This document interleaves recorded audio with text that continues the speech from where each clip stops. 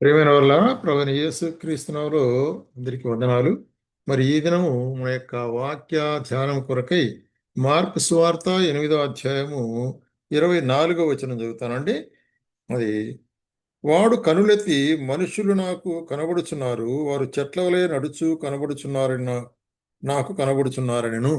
ఈ సందర్భంలో యేసు ప్రభు దగ్గరికి ఒక గుడ్డివాని తీసుకొచ్చారు. ఆ గుడ్డివాని స్వస్థపరిచేదాని కొరకై యేసు ప్రభు తన కనుల మీద వేసి మరి ఊరి వేలుపు తీసుకుని వచ్చి కనులు వేసి వాళ్ళ చేతి ఇంకేమైనా కనబడుచున్నదా అని అడుగుతుంటున్నాడు.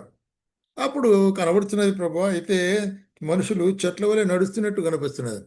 కాబట్టి మనుషులు చెట్లు అనేటువంటి సందర్భంగా ఇక్కడ గమనించినట్లయితే పరిశుద్ధ గ్రంథములో చెట్లకు మనుషులకు కొన్ని సమపోలికలు మనం కొన్ని విధాలుగా చూస్తుంటున్నాం. అవి ఏ విధంగా మనకు నూతనమైనటువంటి కార్యాలు బయలుపరుస్తాయనే కార్యం చూస్తాం. ఇప్పుడు మొట్టమొదటిగా మనం చూసినట్లయితే కీర్తనల గ్రంథము 1వ అధ్యాయము మొదటి 3 వచనాలు. దుష్టుల ఆలోచన చొప్పున నడవక, పాపుల మార్గం నిలవక, అపహాసకులు కూర్చుండు చోట కూర్చుండక, యెహోవా ధర్మశాస్త్రమును ఆనందించు దివారాత్రమును దాన్ని ధ్యానించువాడు ధన్యుడు. అతడు నీటి కాల ఓరు నాటబడి ఆకు వాడక తన కాలం ముందు ఫలమిచ్చు చెట్టు వలె ఉన్నాడు. కాబట్టి ఇక్కడ చెట్టుకు పోలుస్తుంటున్నాడు. ఎటువంటి చెట్టు? మరి వాడక కాలమందు ఫలమిచ్చు చెట్టు. ఫలం ఎట్లిస్తుందంటే ఈ చెట్టు అంటే మనుషులు చెట్లుగా పోలిస్తే ఎట్లాగా ఫలమిస్తుందంటే 3 కార్యాలు తీసేయాల. దుష్టులు, పాపులు, అపహాసకులు వాళ్ళ సంబంధం తొలగించాల. రెండవది మరి రెండవ వచనములో ఆయన ధర్మశాస్త్రమును ఆనందించుతూ దివారాత్రములు ధ్యానించేవాడు. కాబట్టి ఆయన ధర్మశాస్త్రం చదువుట, ఆనందించుట 3 కార్యములు తొలగించాలా, 2 కార్యములు చేర్చుకోవాలి. ఆ విధంగా ఆయన ధర్మశాస్త్రం ఆనందించినట్లయితే, దాన్ని ధ్యానించినట్లయితే దాని ద్వారా వాడు ఫలించేవాడుగా ఉంటున్నాడు అంటాడు. ఈ ఫలాల గురించి ఏం చెప్తున్నాడు ఇక్కడ మనం చూసినట్లయితే గలతీయులకు రాసిన పత్రికలో ఆత్మీయ ఫలములు ఇవి. ఎటువంటి ఫలములు? ఇది శరీర సంబంధమైన ఫలం కాదు, ఆత్మ సంబంధమైన ఫలములు అనేటువంటి కార్యాన్ని మరి అవేమనగా ఆత్మఫలం ఏమనగా ప్రేమ, సంతోషము, సమాధానము, దీర్ఘశాంతము, దయాలుత్వము, మరి మంచితనము, విశ్వాసము, సాత్వికము, ఆశానిగ్రహం అన్నటువంటి ఇటువంటి ఆత్మీయ ఫలములు ఫలించేటువంటి చెట్టు అనేటువంటిది ఒక మనం చూస్తున్నాం. రెండవదిగా మనం గమనించినట్లయితే ఇర్మియా గ్రంథములో ఇంకొక భాగం మనం చూస్తాము. ఇర్మియా గ్రంథము 17వ అధ్యాయము 7-8 వచనాలు. యెహోవాను నమ్ముకున్నవాడు ధన్యుడు, యెహోవానికి ఆశ్రయముగా ఉండును. వాడు జలముల యొద్ద నాటబడిన చెట్టు వలె నుండును. అది కాలువోరను దాని వేర్లను తన్ను, వెట్ట కలిగినను దానికి దాని ఆకులు పచ్చగా ఉండును. వర్షము లేని సంవత్సరం ముందు కూడా చింతనుందదు, కాపు మానదు. కాబట్టి ఇదేం చెట్టు అంటే యెహోవాను నమ్ముకొనుట అనేటువంటిది, ట్రస్టింగ్ ద లార్డ్. కాబట్టి యెహోవాను నమ్ముకొనుట అనేటువంటి ఎటువంటి చెట్టుగా మనకు ఉంటున్నదంటే నీటి కాల ఊర నాటబడినది, ఏమొచ్చినా కూడా భయపడేది అవసరం లేదంట. కాబట్టి వెట్ట కలిగినను వేడి ఎక్కువైనా భయపడదు, ఎందుకంటే నీటి ఊర ఉంటున్నది. ఆకు పచ్చగా ఉంటుంది, వర్షం రాకపోయినా కూడా చింత లేదు. అంటే అన్ని అడ్వర్స్ కండిషన్స్లో, అన్ని అనానుకూలతల్లో కూడా స్థిరముగా ఉండగలిగేటువంటి చెట్టు, అదే ఆయన నమ్మినటువంటి చెట్టు. కాబట్టి ఇక్కడ విశ్వాసము లేక విశ్వాసం కలిగిన చెట్టు. ఎట్లాగ విశ్వాసము? యేసుక్రీస్తునందరి విశ్వాసం. మనం మరి వినుట వలన విశ్వాసం కలుగును, విశ్వాసం యేసుక్రీస్తుని గురించిన మాట వలన కలుగును. కాబట్టి యేసుక్రీస్తుని గురించిన మాట విని దాన్ని ధ్యానిస్తుండేవానికి గొప్ప ధైర్యం. కాబట్టి ఇది రెండవ విధమైనటువంటి. మూడవదిగా మనం చూసినట్లయితే 92వ కీర్తనలో కీర్తనకర్త అంటాడు, 92వ కీర్తన 12వ వచనం నుంచి, నీతివంతులు ఖర్జూరపు చెట్టు వృక్షం వలె మవ్వేదురు, లెబనోను మీద దేవదారు వృక్షం వలె వారు ఎదుగుదురు. యెహోవా మందిరంలో నాటబడిన వారై మన దేవుని ఆవరణంలో వర్ధిల్లుదురు. కాబట్టి నీతిమంతులు ఎట్లాగా? ఏం చెట్లుగా?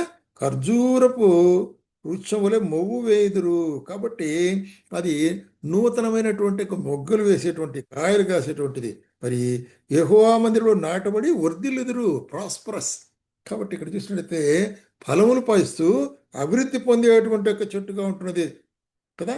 వారు ఇంకనూ ముసలితనం ఉంది, ఇంకనూ చిగురు పెట్టుదురు అనమాట. అంటే ఇప్పుడే కానీ అది పచ్చగా ఉంటుంది. అంటే జీవితంలో నూతనమైన కార్యం, చిగురు అనేటువంటి నూతనమైన కార్యం. ఆయన ఎందు మనం నూతనముగా నిత్యము నూతనముగా కృప పుట్టుచున్నది అంటాడు కదా. మరి చూసినట్టయితే ఆయన యొక్క కృప గొప్పది, అది అనుదినము నూతనముగా మన ఎలా పుట్టుచున్నది అంటాడు. కాబట్టి యెహోవా మందిరంలో నివసించి ఉండేటువంటి వారు ఎటువంటి చెట్లు? ఖర్జూర వృక్షములే ఉంటారు.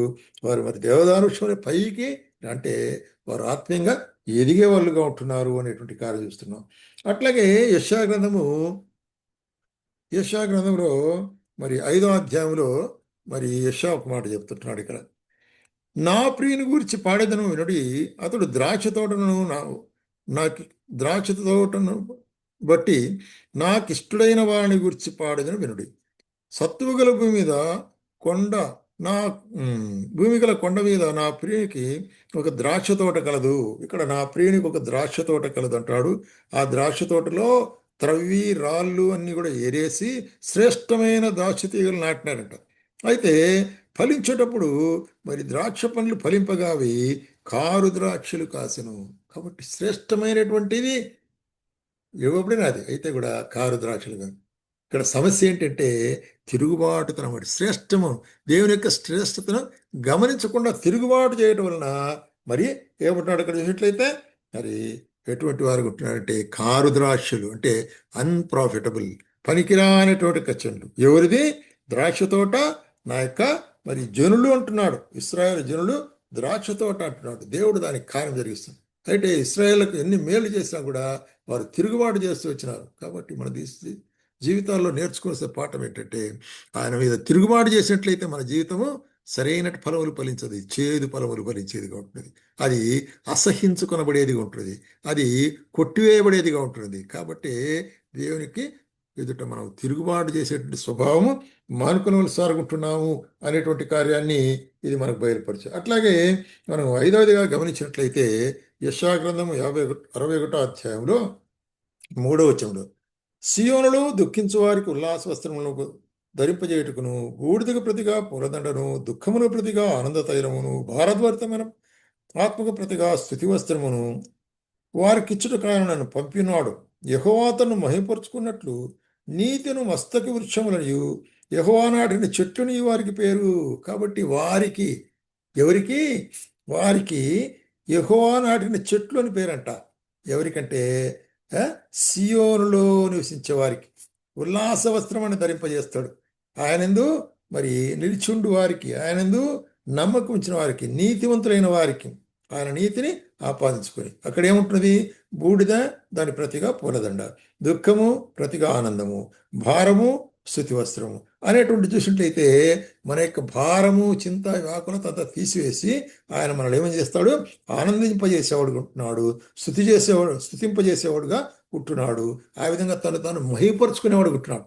కాబట్టి ప్రియమైన సోదరి, ఇక్కడ మనం గమనించవలసిన విషయం ఏంటంటే, మరి ఈ చెట్టు దేవుని మహిమపరిచేటువంటి చెట్టుగా ఉంటుంది.